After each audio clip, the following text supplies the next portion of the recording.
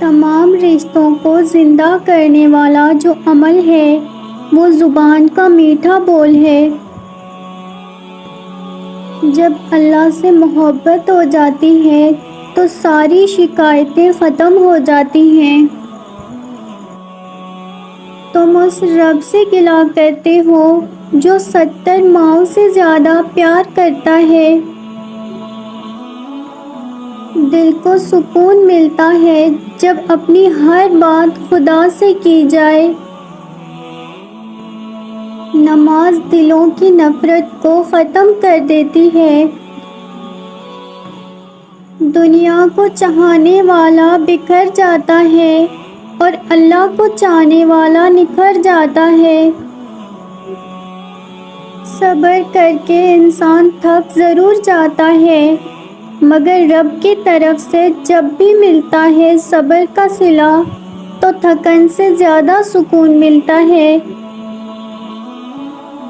جیت کی عادت اچھی ہوتی ہے لیکن کچھ رشتوں میں ہار جانا ہی بہتر ہوتا ہے۔ رزق اور عزت کسی کے اختیار میں نہیں، اللہ تعالیٰ جسے چاہے دیتا ہے۔ کبھی کبھی برا وقت آپ کو کچھ اچھے لوگوں سے ملوانے کے لیے آتا ہے۔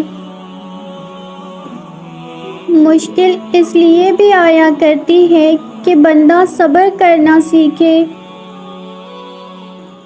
صحیح راستے پر چلنا تھوڑا مشکل ضرور ہے مگر اس راستے پر آپ کو کوئی گرا نہیں سکتا۔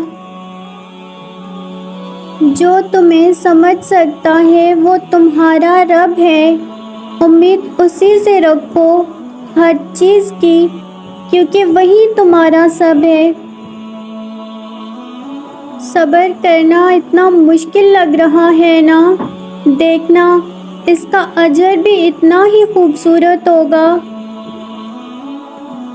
سوچو اللہ کتنا خوش ہوتا ہوگا جب بندہ ٹوٹ کر بکھر جاتا ہے پھر بھی کہتا ہے الحمدللہ۔ تکلیفیں آپ کو یہ سکھائیں گی کہ آپ کے پاس رب سے بہترین کوئی ساتھ نہیں۔ جب دعا اور کوشش سے کام نہ بنے تو فیصلہ اللہ پر چھوڑ دو، اللہ اپنے بندے کے حق میں بہتر فیصلہ کرتے ہیں۔